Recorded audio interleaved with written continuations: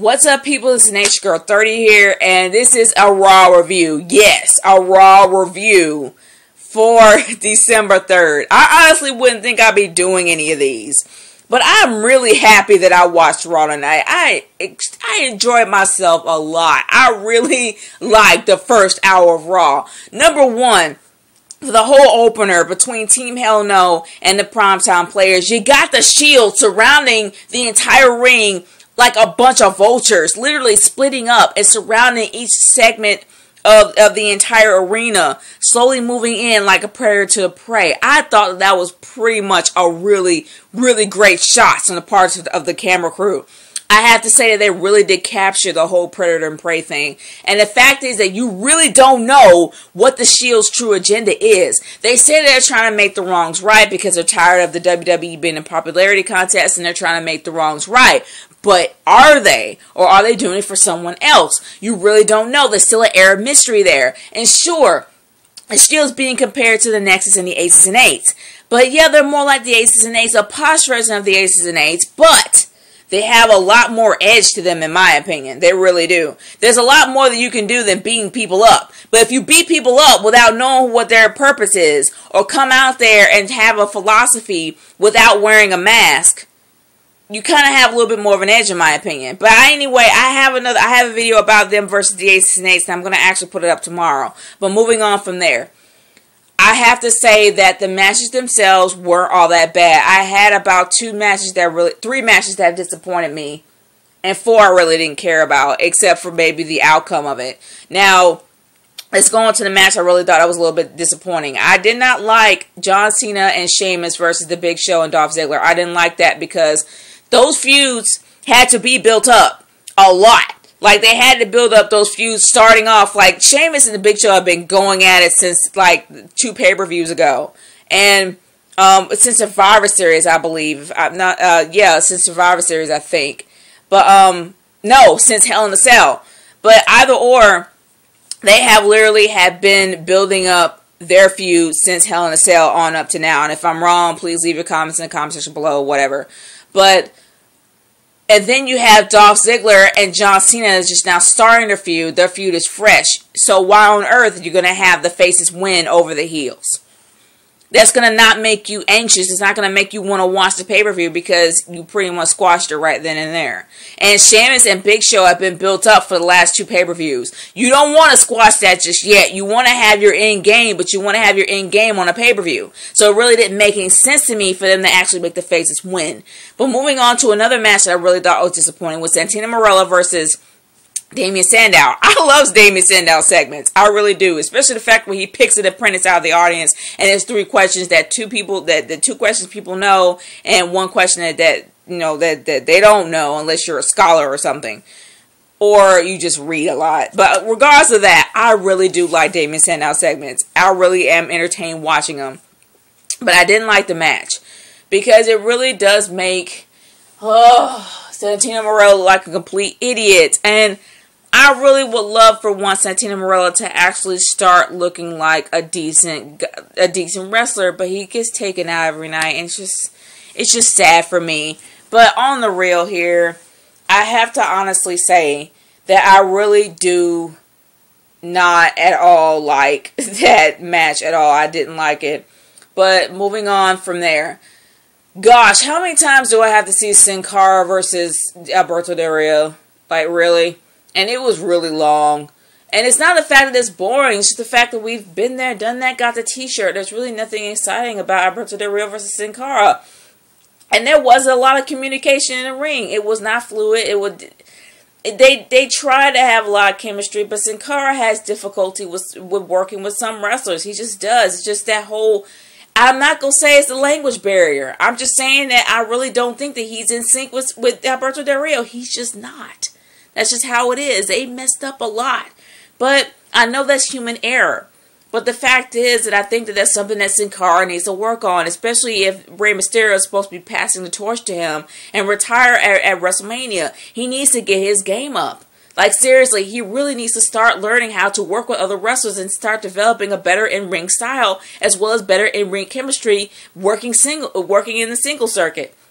Because if he doesn't, it's going to mess him up in the long run when you have somebody as big as Rey Mysterio to pass the torch down to you. That's something he needs to work on.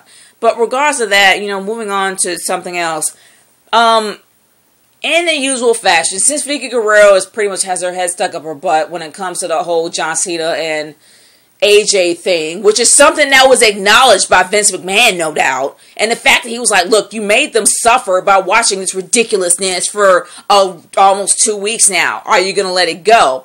He practically embarrassed her tonight. Not once, but twice. This is the second time that Vince had to make his appearance and literally embarrassed the crap out of Vicky Guerrero. I guess he's trying to be face, but in a way, he's still the old same old manipulative, I don't care, I'm better than you, Vince. Same thing. But he really went out of his way to make Vicky Guerrero look a complete tool tonight. And seriously, this is something that is embarrassing. And I don't know. She really needs to get out of her contract and leave, because this is something that's not going to end. But I don't know why Michael Cole said that she was GM. If she's GM, that's something that's new to me. As far as I know, she's still the whole manager thing, which is good, because I really don't want to see her GM again. But for some strange reason, for all the mistakes she's made, she's still in power. Don't know. But moving on from there, let's just say that Vicky Guerrero cannot really leave the whole thing with the John Cena thing go, even though it was acknowledged by Vince McMahon that she needs to let it go. So guess who took over in her place? Teddy Long. Yeah. Thinking that we were going to do something, that he was going to do something that spiced things up a little bit. He did everything in the whole same Teddy Long fashion. Not a battle royal, but a fatal 4-way. For one, either for the IC title or for the US title. And guess who chose? The WWE Universe and one of their whole stupid, ridiculous, rigged Twitter war things. I mean, seriously. They always have a stupid Twitter vote that is always going to be rigged. And guess what won? Out of 20%, pretty much 20% of the vote was not there. It was like 3% chose IC, 83% chose the US title. So where did that other 20% go? We don't know. That's a freaking mystery now, is it? But we all know it was rigged. And yes, it was for the US title. And guess who won? Antonio Cesaro. So what was the point of having this match? See, with Kofi Kingston being there, and as well as R-Truth and Wade Barrett, I wanted Wade Barrett or R-Truth to win. They haven't won titles in a while. Wade Barrett has pretty much been pushed to actually be a champion, but he still hasn't been a champion. Something is still bringing him down. R-Truth is still getting pumped up a little, but he's still getting brought down. I would rather see Wade Barrett win the IC title and then go further from there and see R-Truth be a US holder, because I think that he would actually be a better presenter. But that's just me. But as usual, they made the US title more worthless by having Antonio Cesaro retain it. But I'm going to be real. Regardless of all that crap on the stage, regardless of everything Vicky Guerrero in the second hour was pretty much a hodgepodge, a mess, you get on to the third hour. Now, the final part of the third hour led up to pretty much started from the beginning, and I mean by this.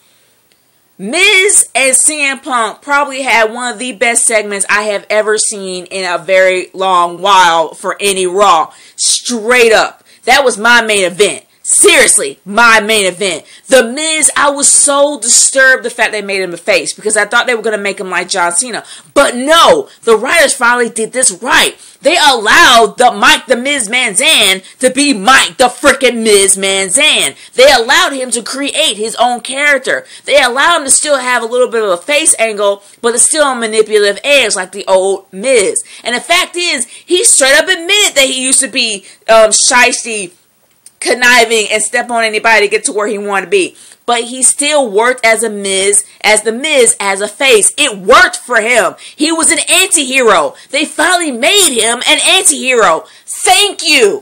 Oh my gosh, thank you. And the best part about it is that it probably led to one of the best segments, in my opinion, from his career.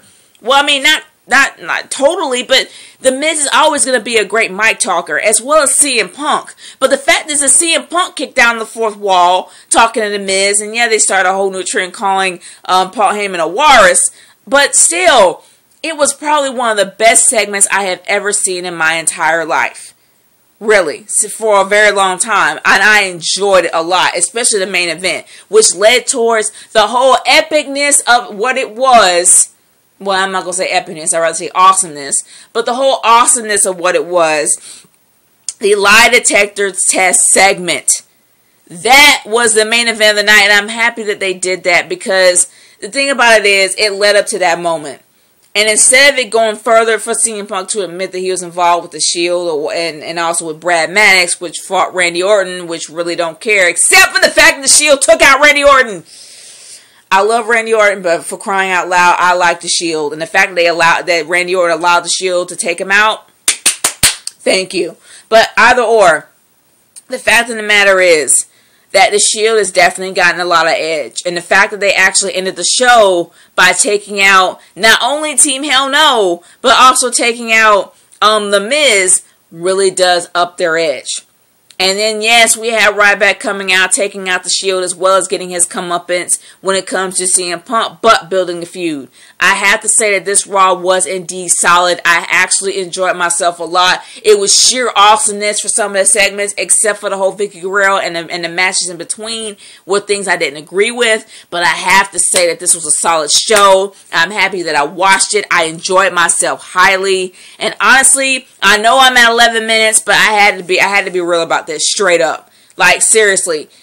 For anybody that really didn't watch Raw, you were missing out, man. It beats not reading the dirt sheets. It actually pays with watching the show. Seriously, it was a good show in my eyes.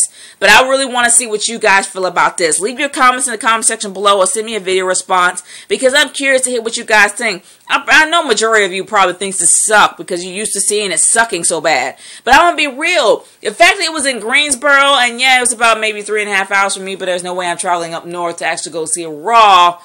But either or, I have to say, indeed, that this was a solid show. But I still want to hear what you guys have to say. This is Girl 30 signing off. Peace out. Later.